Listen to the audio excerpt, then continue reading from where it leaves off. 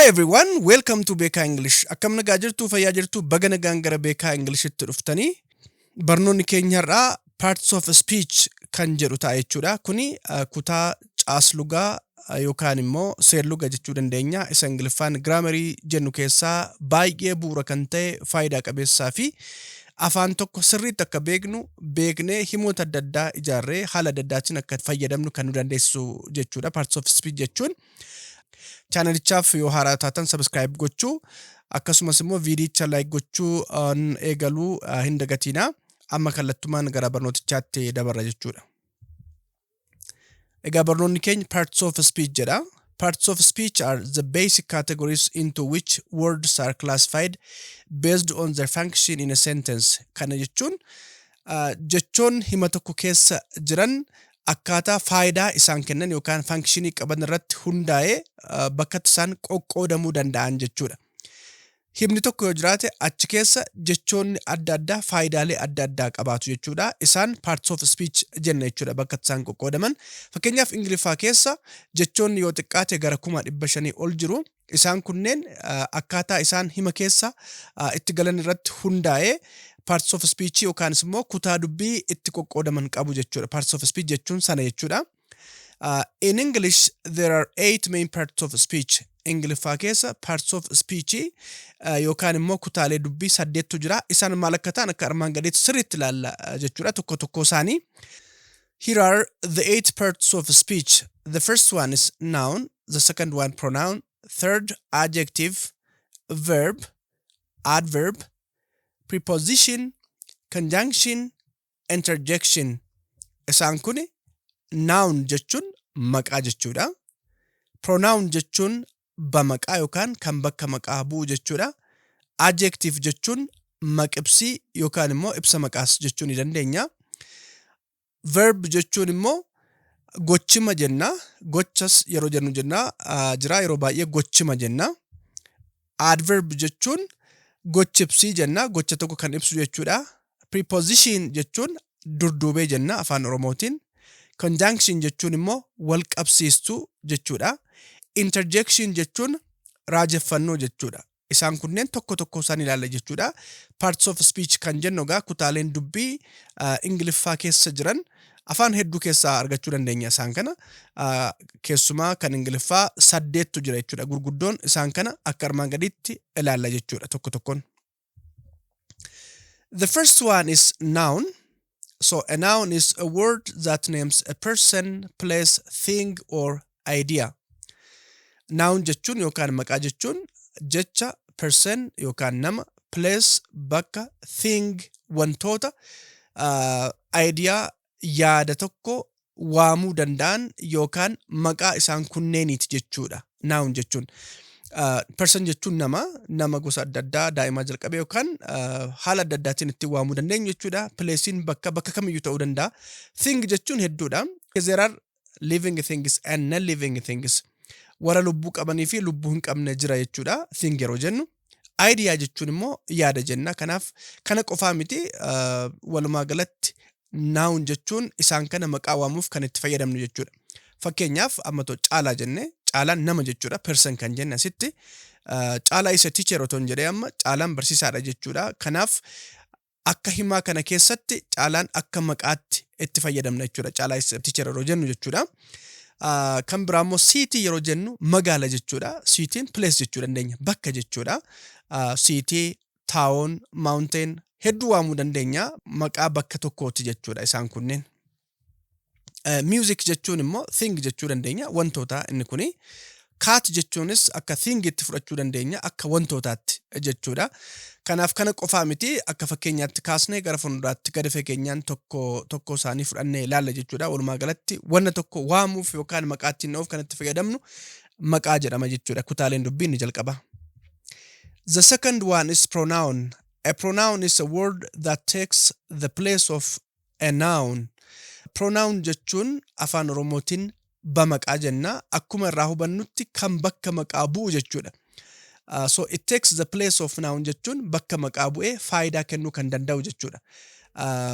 Fakkeenyaaf isaan kunneen bamaqaadha. Bamaqaan hedduutu jira gara fuulduraatti gada fageenyaan laalla. Fakkeenyaaf he jechuun isa jechuudha. They jechuun isaan jechuudha. It jechuun immoo wantootaaf kan fayyadamnu namaan adda warra jiraniif jechuudha. Mine jechuun immoo kiyya jechuudha. Isaan kunneen bamaqaa fakkeenyaaf kaasne malee kana qofaa jechuu miti. Fakkeenyaaf Tola is a teacher oton jedhee Tolaan barsiisaadha jedheen bamaqaatiin bakka buusuu yoon barbaade he is a teacher an jedhaa jechuudha. Kanaaf he kan jedhu kuni bamaqaa bakka maqaa Tolaa jedhu waan bu'eef bamaqaa jenna yookaan immoo pronoun jenna jechuudha Ingiliffaatiin. Fakkeenyaaf Hundee and Jaalanne are students oton jedhee hundeef jaalanneen barattoota oton jedhee they are students jenna jechuudha. Kanaaf they kan jennu kuni maal agarsiisaa bakka hundeef jaalannee bu'aa jechuudha. Kanaaf bamaqaa jenna jechuudha. I saw a dog otoo jenne sareen argee jenna. It is my dog moton jedhee sarichi suni kan kiyyaa jechuu kiyya. Kanaaf it kan jedhu kuni bakka doogii bu'aa jechuudha. Mine kan jedhuufis fakkeenyaaf this is mine jechuu danda'a namni. Minein kuni this is my book jedhee this is mine jechuu danda'a jechuudha. Bakka kitaaba bakka kamiyyuu bu'uu danda'a. Walumaa galatti bamaqaaleen bakka maqaa bu'anii faayidaa kennuu waan danda'aniif bamaqaa jenna jechuudha. The third one is adjective. So an adjective is a word that describes or modifies a noun or pronoun. Adjective yookaan immoo maqibsii jechuun jecha maqaa yookaan immoo bamaqaa ibsuu danda'u jechuudha. Describe yookaan modify jechuun kan ibsu jechuudha. Quality maqaa tokkoo kan agarsiisu jechuudha. So we can say that adjectives show a quality of a noun. Adjectivein quality yookaan maalummaa maqaa tokkoo kan ibsu jechuudha. Fakkeenyaaf nama toon jenne nama kamii, nama dheeraa, nama gabaabaa, nama gurraacha, nama gaarii, nama hamaa jechuu dandeenya. Nama jechuu qofaan yeroo tokko tokko maalummaa nama sanaan ibsu. Maal barbaada jechuudha? Maqibsii barbaada jechuudha. Wantootaafis akkasuma fudhachuu dandeenya. Fakkeenyaaf jaakeetti otoo jenne jaakeetti akkamii jechuu dandeenya. Isaan kunneen bamaqaadha. Amma tokko tokko laalla otoon biruu jaakeetti jedhee jaakeetti bifa cuquliisaa jechuu kiyya. Kanaaf kuni biluu jaakeetti yeroo jedhu maaluma jaakeetti chanatti himaa jechuudha. Tall kan jennu dheeraa jechuudha. Fakkeenyaaf tall boy otoon jedhee mucaa dhiiraa dheeraa sana jechuu kiyya. Maalummaa mucaa sanaa natti hima kunis. Noisy jechuun kan sagaleen itti baay'ate jechuudha. Fakkeenyaaf a noisy room otoon jedhee kutaa sagaleen itti baay'ate jechuu kiyya. Kutaa akkamii kan jedhuuf deebii naa kennaa jechuudha. Delicious kan jedhu fakkeenyaaf mi'aawaa jechuudha. Delicious food yeroo jedhu immoo food jechuun nyaata jechuudha. Deliciousin immoo foodii sana ibsa jechuudha. Maalummaa nyaataa sana nutti himaa jechuudha. Walumaa galatti maqaan tokko maalummaansaa kan ibsamu maaliin jechuudha? Maqibsii yookaan adjektiivotaan ibsamaa jechuudha. Isaan kunneen fakkeenya adjektiivii yookaan immoo maqibsii keessaa muraasan sinii kaasee gara fuulduraatti maqibsii gosa hedduutu jira. Gosa isaanii tokko tokkoon kaasnee hima keessa galchinee akkaataa isaan hima keessatti faayidaa nuu kennuu danda'aniin sirriitti baranna jechuudha. The first one is verb. So a verb is a word that shows an action or a state of being. Verb yookaan xumura jechuun jecha action yookaan gocha state of being yookaan immoo haala namni tokko yookaan wanni tokko keessa jiru agarsiisu jechuudha. Action jechuun gocha jechuudha. Fakkeenyaaf nyaachuu, dhuguu. So Ingiliffaan eat, run, sit, write hedduu jennu kan actionii gocha agarsiisu jechuudha. State of being jechuun immoo haala keessa jiru jechuudha. Fakkeenyaaf this shows for example certain emotion. Yaada namaa ta'uu danda'a. Yookaan immoo waan namni tokko keessa jiraatu ta'uu danda'a. Fakkeenyaaf love otoo jenne I love him otoo jedhee namni tokko isan jaaladha yoo jedhu kuni gocha agarsiisa otoo hin taane yaada sammuun namaa maal keessa akka jiru agarsiisa jechuudha. I hate her otoo jedhee namni tokko isheen jaaladha otoo jedhees emotionii agarsiisa kun jechuudha. Nama sana akka hin jaalanne agarsiisa malee gocha agarsiisa miti kun jechuudha. Gocha jechuun wanna namni raawwannee qabatamaan agarsiisuu dandeenyu jechuudha. State of being jechuun immoo haala namni tokko keessa jiru jechuudha. Waan sammuun namaa yaadu ta'uu danda'a yookaan immoo waan namni tokko keessa jiru walumaa galatti state of being jenna. Gara fuulduraatti state verbs sirriitti ilaaluu dandeenya. Verbii yookaan xumurri gosa hedduutu jira waan ta'eef achi keessatti sirriitti ilaalla jechuudha. Fakkeenyaaf run jechuun kun actioniidha. Gochaan agarsiifamuu danda'a. Is jechuun immoo kuni akka linking verbiitti nu fayyaduu danda'a yookaan immoo haala adda addaatiin itti fayyadamna. Verbi to be jalatti sirriitti ilaalla gara fuulduraatti jechuudha. Kuni Afaan Oromootiin dhaa jennu yeroo baay'ee jechuudha. Write jechuun immoo barreessuudha. Kun actionii ta'uu danda'a. Gochaan kan agarsiifamuu danda'u ta'a jechuudha kuni. Like jechuun fakkeenyaaf akkuma state of being jennu gocha agarsiisa otoo hin taane haala namni suni keessa jiru yaada sammuu namaa agarsiisa. Kun state of being agarsiisa malee actioniin agarsiisu jechuudha. Walumaa galatti egaa verb yookaan xumura jechuun gocha tokko yookaan immoo haala namni tokko keessa jiru kan agarsiisu jechuudha. Hima keessatti. Hiiraan faasitoon jedhe hima keessatti inni sirriitti kaataa jechuu agarsiisa jechuudha. Gocha agarsiisa himicha keessatti jechuudha. Write jechuun he writes a letter otoon jedhe inni xalayaa barreessa jechuu kiyya. Kanaaf gocha isaa agarsiisa. Hima keessatti yeroo baay'ee kuni part of speech yookaan immoo kutaa dubbii kan agarsiisa jennee gaafatamuu dandeenya. Yoo kana sirriitti barre buusaa himaa tokko tokkoon adda baasnee maal akka ta'e barree ofii keenyaallee hima ijaarreetti fayyadamuu dandeenya jechuudha. The fifth one is adverb. So an adverb is a word that modifies a verb, adjective or another adverb. Adverb jechuun gochibsiidha. Gocha tokko ibsa jechuudha. Yookaan immoo verbii ibsuu danda'a yookaan gochibsii jenna yeroo baay'ee. Of course gocha qofaa ibsa miti inni waan biraas ibsuu danda'a. Maqaa isaa walii galaa garuu gochibsii jenna. Maal ibsuu danda'a? Verb xumura ibsuu danda'a. Yookaan immoo adjectivii maqibsii ibsuu danda'a. Yookaan ofuma isaa adverbii biraa yookaan gochibsii biraa ibsuu danda'a jechuudha. Isaan kun fakkeenyaaf sinii keenya gara fuulduraatti gadi fageenyaan hedduu isaanii gosa hedduu qabu. Adverbiin gosa hedduutu jira. Isaaniin barnoota biraa keessatti sirriitti ilaalla jechuudha. Fakkeenyaaf quickly jechuun saffisaan jechuudha. Namni tokko saffisaan waa hojjeta jechuudha. Fakkeenyaaf he runs quickly otoon jedhe inni saffisaan fiigaa jira jechuudha. Running verbiidha. Quickly jechuun immoo gochibsii waan ta'eef running yookaan immoo kaachuu ibsa jechuudha. Very jechuun immoo fakkeenyaaf I am very happy otoon jedhe happy'n adjectiveidha.